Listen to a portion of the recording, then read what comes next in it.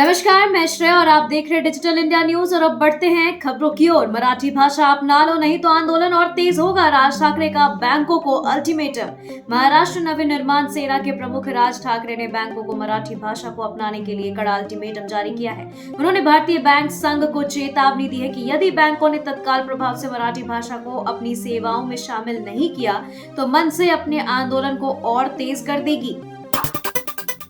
एक हिंदू ऐसा कहा, हाथ पैर तोड़ देना चाहिए। भाजपा के मुस्लिम नेता पर तमतमा गए सौरभ भारद्वाज शुक्रवार को भाजपा के मुस्लिम नेता शहजाद पूनावाला पर तमतमा गए। पूर्व एक टीवी डिबेट शो के दौरान पूनावाला और सपा नेता राजकुमार भाटिया के बीच हुई बहस को लेकर सौरभ भारद्वाज ने इस तरह की प्रतिक्रिया दी। अपने खिलाफ लगे होर्डिंग को देख भड़के आप सांसद संजय सिंह। आम आदमी पार्टी के वरिष्ठ नेता और राज्यसभा सांसद संजय सिंह अपने खिलाफ होर्डिंग लगाने को लेकर भड़क गए हैं। संजय सिंह ने अपने खिलाफ लगे इन पोस्टरों में वक्फ बिल का विरोध करने की वजह से उन्हें वतन का, धर्म का और पूर्वजों का गद्दार बताया गया है। दिल्ली की महिलाओं को 36,000 रुपए वाला तोहफा दे सकती है रेखा गुप्ता। दिल्ली की रेखा गुप्ता सरकार जल्द ही महिलाओं का एक खास तोहफा उन्हें दे सकती है। भाजपा सरकार प्रस्तावित इलेक्ट्रिक व्हीकल यानी ईवी पॉलिसी 2.0 के तहत इलेक्ट्रिक दोपहिया वाहन की। दिल्ली में इंटरनेशनल ड्रग रैकेट का भांडाफोड़, स्टूडेंट्स वीजा पर अफ्रीका से आकर तस्करी।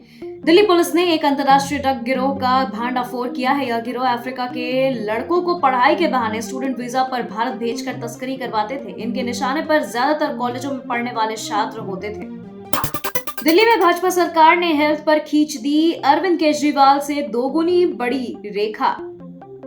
केंद्र सरकार और दिल्ली सरकार ने गुरुवार को एक समझौते पर हस्ताक्षर किए, जिसके तहत दिल्ली में 1139 आयुष्मान आरोग्य मंदिर खोले जाएंगे। अरविंद केजरीवाल की पूर्व सरकार ने दिल्ली में करीब 550 मोहल्ला क्लिनिक खोले थे। अलीगढ़ में अखिलेश का बड़ा हमला। अलीगढ़ पहुंचे सपा प्रमुख अखिलेश यादव ने भाजपा पर बड़ा हमला बोला। उन्होंने कहा, भाजपा बाबा साहेब के संविधान को भी नहीं मान रही। संविधान हमारा ढाल है, हमारा सम्मान है, हमारी पहचान, हमें हक अधिकार दिलाता है। केवल परिवार के हितों को आगे बढ़ाते हैं। काशी दौरे पर पीएम मोदी का विपक्ष पर निशाना। प्रधानमंत्री नरेंद्र मोदी ने शुक्रवार को विपक्षी दलों पर निशाना साधते हुए कहा कि सत्ता के लिए लालायत लोग केवल अपने परिवार को बढ़ावा देने पर ध्यान केंद्रित करते हैं, जबकि उनकी सरकार समावेशी विकास के विषय पर काम करती है। ईद की नमाज के लिए 2 जगह दी थी, हमें भी दीजिए, करेंगे हनुमान चालीसा का पाठ। पश्चिम बंगाल में हनुमान जयंती मनाने को लेकर नया विवाद खड़ा हो गया है, जहां याचिकाकर्ता कोलकाता के रेड रोड पर कार्यक्रम की अनुमति न मिलने पर हाई कोर्ट पहुंचे। हालांकि कोर्ट ने सार्वजनिक असुविधा का हवाला देते हुए वहां आयोजन की इजाजत नहीं दी। हम बंदूक की नोक पर बात नहीं करते, अपने हितों की रक्षा करेंगे। वाणिज्य एवं उद्योग मंत्री पीयूष गोयल ने शुक्रवार को कहा कि भारत प्रस्तावित द्विपक्षीय व्यापार समझौते पर अमेरिका के साथ बातचीत में सरकार देश तथा जनता के हितों की रक्षा करेगी। राजद विधायक रीतलाल यादव के 11 ठिकानों पर छापेमारी। 1000 पुलिस वाले रेड में शामिल। लालू यादव की पार्टी आरजेडी के विधायक रीतलाल यादव के 11 ठिकानों पर छापा पड़ा है। छापेमारी की इस कार्रवाई में 1000 पुलिसकर्मी शामिल हैं। रीतलाल के दानापुर स्थित आवास पर छापेमारी जारी, पूरा इलाका छावनी में तब्दील। कांग्रेस की सीएम आवास मार्च को पुलिस ने वाटर कैनन से रोका। पलायन रोको नौकरी दो पदयात्रा का पटना में समापन। सैकड़ों लोगों के साथ सीएम से मिलने जा रहे कांग्रेस के जुलूस को पुलिस ने रास्ते में रोक दिया। दोनों ओर से झड़प और धक्का मुक्की के बाद पुलिस ने प्रदर्शनकारियों को रोकने के लिए वाटर कैनन का प्रयोग किया। सचिन पायलट की 2 टूक, पहले बहुमत मिले फिर सीएम चुनेंगे। कांग्रेस के राष्ट्रीय महासचिव सचिन पायलट ने भी 2 टूक जवाब देते हुए कह दिया कि बिहार चुनाव में बहुमत मिलने के बाद ही मुख्यमंत्री का नाम तय होगा, यानी कि चुनाव नतीजे आने के बाद ही महागठबंधन का सीएम फेस घोषित होगा। मोदी जी से समर्थन के बदले 10 से 20 लाख नौकरी मांग लेते नीतीश कुमार पर बरसे सचिन पायलट। पलायन रोको नौकरी दो पदयात्रा से पहले कांग्रेस नेताओं ने प्रेस कॉन्फ्रेंस कर बिहार में बेरोजगारों के लिए नीतीश कुमार को जिम्मेदार ठहराया। कहा कि नीतीश कुमार अगर समर्थन देकर मोदी की सरकार बनवाने की शर्त पर नौजवानों के लिए 10-20 लाख नौकरी मांग लेते तो हमें बुरा नहीं लगता और नौजवानों का भला हो जाता। बदलाव रैली बनी सबसे बड़ी हार। पटना के गांधी मैदान में प्रशांत किशोर ने बड़ी रैली बुलाई थी। नाम दिया था बिहार बदलाव रैली। रैली में 10 लाख लोगों के जुटाने का दावा किया गया था। प्रशांत किशोर अपनी इज्जत बचाने में विफल रहे। रैली में लोग नहीं पहुंचे तो दोपहर 2 बजे की रैली की टाइमिंग बढ़ा दी गई। तभी भी मुट्ठी भर लोग ही आगे की कतार में मौजूद थे। 2015 में मदद नहीं करते तो संन्यास लेकर बैठे होते। नीतीश कुमार पर पर्सनल होने लगे प्रशांत किशोर अपने 8 मिनट के भाषण में कुछ पर्सनल होते भी दिखे। पीके ने यहां तक कह दिया कि अगर वो 2015 में मदद नहीं करते नीतीश आज संन्यास लेकर बैठे रहते। 2025 में तेजस्वी ही चेहरा। सचिन पायलट के बयान के बाद भी राजद टस से मस नहीं। राजद तेजस्वी यादव को सीएम घोषित कर चुका है तो कांग्रेस के तेवर नरम नहीं हो रहे। बिहार प्रभारी कृष्णा अल्लावरू के बाद पार्टी के राष्ट्रीय महासचिव सचिन पायलट ने भी तेजस्वी के नाम पर मुहर नहीं लगाया है और पायलट के इस बयान पर राजद ने साफ कहा है कि तेजस्वी यादव पर कोई समझौता नहीं होगा। झारखंड भाजपा के पूर्व अध्यक्ष ताला मरांडी झामुमो में शामिल। 44 साल बाद घर हुई वापसी। भाजपा के पूर्व प्रदेश अध्यक्ष ताला मरांडी शुक्रवार को भोगनाडीह में आयोजित कार्यक्रम में झामुमो में शामिल हो गए।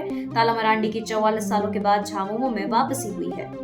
10 एकड़ जमीन के विवाद में हुई थी भाजपा नेता अनिल टाइगर की हत्या। 4 और गिरफ्तार। रांची में भाजपा नेता अनिल टाइगर हत्याकांड में 4 और लोगों को गिरफ्तार किया गया है। मुख्य सरगना देवव्रत नाथ शाहदेव की तलाश में पुलिस छापेमारी कर रही है। अनिल टाइगर की हत्या 10 एकड़ जमीन के विवाद में की गई थी।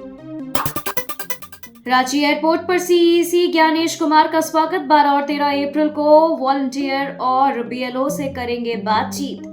रांची के बिरसा मुंडा एयरपोर्ट पर देश के मुख्य चुनाव आयुक्त ज्ञानेश कुमार का स्वागत किया गया। झारखंड के मुख्य निर्वाचन पदाधिकारी के रवि कुमार उनके स्वागत के लिए रांची एयरपोर्ट पहुंचे। बता दें कि 12 और 13 अप्रैल को वॉलंटियर और बीएलओ से बातचीत करेंगे। ऐसे नारे लगेंगे तो नहीं चाहिए राज्य का दर्जा। जम्मू कश्मीर विधानसभा में हंगामे से भड़की बीजेपी। भारतीय जनता पार्टी ने सत्तारूढ़ नेशनल कॉन्फ्रेंस पर सदन की कार्रवाई को बाधित करने का आरोप लगाते हुए कहा कि विधानसभा को चरमपंथी विचारधारा के मंच में बदलने की किसी भी प्रयास को स्वीकार नहीं किया जाएगा और अगर विधानसभा में ऐसे ही नारे लगाए जाने हैं तो अभी क्षेत्र के राज्य का दर्जा भी बहाल नहीं किया जाना चाहिए। गुजरात को लेकर नए प्लान पर कांग्रेस में टेंशन। जाति आधारित राजनीति के खिलाफ उठी आवाज। गुजरात में 2027 में होने वाले विधानसभा चुनाव से पहले राहुल गांधी पार्टी में नई जान फूंक देना चाहते हैं। रिपोर्ट्स के मुताबिक कांग्रेस के अधिवेशन के दौरान कई नेता हॉल छोड़कर बाहर निकल गए। सड़क पर बैठकर मिठाई खाएंगे 5 लाख मुसलमान। वक्फ पर ममता के मंत्री की धमकी। पश्चिम बंगाल सरकार में मंत्री सिद्दीकुल्लाह चौधरी ने विवादित बयान दिया है। उन्होंने कहा कि वह कोलकाता में 50 जगहों पर 10-10 हजार मुसलमानों को बैठा देंगे। 2000 लोगों का समूह ट्रैफिक को रोक देगा और वक्फ कानून के खिलाफ प्रदर्शन होगा। उन्होंने कहा हम सड़क पर बैठकर मुरमुरे और मिठाई खाएंगे। आतंकियों को पाक का निशाना हैदर पुरस्कार दिलवाना चाहता था तहबूर राना। अमेरिकी विदेश विभाग की रिलीज के मुताबिक मुंबई में आतंकी हमले के बाद तहबूर राना ने अपने बचपन के दोस्त डेविड कोलमैन हेडली से कहा था कि ये आतंकी पाकिस्तान में सेना के सबसे बड़े पुरस्कार निशाने हैदर के हकदार हैं। तहबूर राना के प्रत्यापन के बीच पीएम मोदी का 14 साल पुराना ट्वीट वायरल। मुंबई हमलों के मास्टरमाइंड तहबूर हुसैन राना के भारत प्रत्यापन के बाद पीएम मोदी का 14 साल पुराना ट्वीट वायरल हो रहा है जिसमें उन्होंने उसे बरी करने पर अमेरिका और यूपीए सरकार पर सवाल उठाए थे। मोदी ने कहा था कि राना को निर्दोष ठहराना भारत की संप्रभुता का अपमान और भारतीय विदेश नीति के लिए बड़ा झटका है।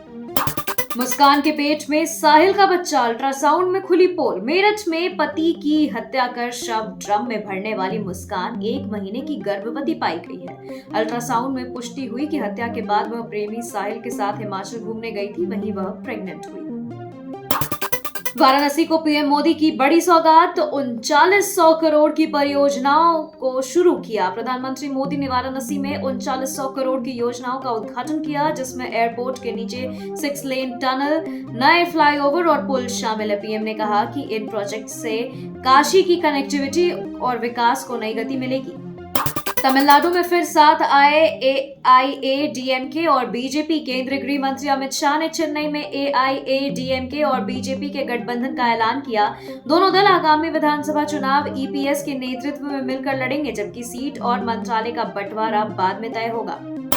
कर्नाटक कैबिनेट से जाति जनगणना को मिली मंजूरी। कर्नाटक सरकार ने जाति जनगणना के नतीजों को स्वीकार कर लिया है लेकिन रिपोर्ट अभी गुप्त रखी गई है। 94% आबादी को कवर करने वाले इस सर्वे पर 17 अप्रैल को विशेष कैबिनेट बैठक में विस्तार से चर्चा की जाएगी। 2006 और 2008 की रिक्ति पर बहाल शिक्षकों की नौकरी पर खतरा। प्राधिकार के आदेश पर बहाल शिक्षकों की सेवा समाप्ति के बाद अब 2006 व 2008 की रिक्ति पर बहाल शिक्षकों पर भी कार्रवाई की तैयारी है। शिक्षा विभाग ने सभी बीईओ से ऐसे शिक्षकों की सूची मांगी है जिससे शिक्षकों में हड़कंप मच गया है। कंगना रनौत पर बिजली बिल को लेकर सियासी हमला। विक्रमादित्य सिंह ने साधा निशाना। पीडब्ल्यू मंत्री विक्रमादित्य सिंह ने कंगना पर तंज कसते हुए कहा कि बिजली का बिल नहीं भरती और मंच से सरकार को कोसती हैं। बिजली बोर्ड के अनुसार कंगना के मनाली आवास पर 2 महीने का 90,384 रुपए बकाया है। गांव के लोग हो जाएंगे खुश, नीतीश सरकार बनाएगी 700 नए पुल। मुख्यमंत्री ग्रामीण सेतु योजना के तहत बिहार में 2025 से 26 में 700 नए पुलों का निर्माण होगा। 3000 करोड़ की लागत से यह परियोजना राज्य के हजारों गांवों को शहरों से जोड़ेगी और बरसात बाढ़ में भी आवाजाही बनी रहेगी। दिल्ली एनसीआर में तेज आंधी और बारिश का दौर। राजधानी दिल्ली और आसपास के इलाकों में तेज आंधी के साथ हल्की बारिश हो रही है। मौसम विभाग ने अगले 2 घंटों में 40 से 60 किलोमीटर प्रति घंटे की रफ्तार से हवाएं, गरज चमक और मध्यम वर्षा की चेतावनी जारी की है। पीडब्ल्यूडी में पारदर्शिता के लिए सीनियर अफसर फील्ड में उतरेंगे। सीएम योगी के निर्देश पर पीडब्ल्यूडी कार्यों की गुणवत्ता सुनिश्चित करने को 8 वरिष्ठ अधिकारियों को जोनल नोडल अधिकारी नियुक्त किया गया है। ये अधिकारी सड़क भवन और सेतु निर्माण कार्यों के मौके पर जाकर समीक्षा करेंगे। श्रीनगर को जाम से राहत। 7.5 किलोमीटर एलिवेटेड रोड को मिली मंजूरी। केंद्रीय मंत्री नितिन गडकरी ने उत्तराखंड के श्रीनगर में 7.5 किलोमीटर लंबी एलिवेटेड रोड के निर्माण को मंजूरी दी। यह परियोजना 4 धाम यात्रा मार्ग पर यातायात सुगम बनाएगी और पर्यटन व सामरिक दृष्टि से अहम होगी। आरसीबी को चिन्नास्वामी की पिच से शिकायत। दिनेश कार्तिक ने जताई नाराजगी। आरसीबी मेंटोर दिनेश कार्तिक ने कहा कि बल्लेबाजी के अनुकूल पिच की मांग के बावजूद टीम को घरेलू मैदान पर धीमी पिचें मिल रही हैं। उन्होंने एक क्यूरेटर से बातचीत करते हुए कही कि माना कि टीम को घरेलू लाभ नहीं मिल पा रहा। ये है मेरी टेरिटरी। केएल राहुल की धमाकेदार पारी से दिल्ली की जीत। आरसीबी के खिलाफ केएल राहुल ने 53 गेंदों पर 93 रन की मैच विनिंग पारी खेली। जीत के बाद उनका यह मेरी टेरिटरी सेलिब्रेशन सोशल मीडिया पर छाया हुआ है। राहुल ने कहा, यह मेरा ग्राउंड है, कंडीशंस को मैं सबसे बेहतर जानता हूँ। ऋतुराज बाहर, धोनी फिर बने सीएसके के कप्तान। कोहली की चोट के कारण ऋतुराज गायकवाड़ आईपीएल से बाहर हो गए। एमएस धोनी के कप्तानी संभालने पे गायकवाड़ बोले कि टीम को बीच सीजन छोड़ना नहीं चाहता था, पर कुछ चीजें मेरे हाथ में नहीं थी।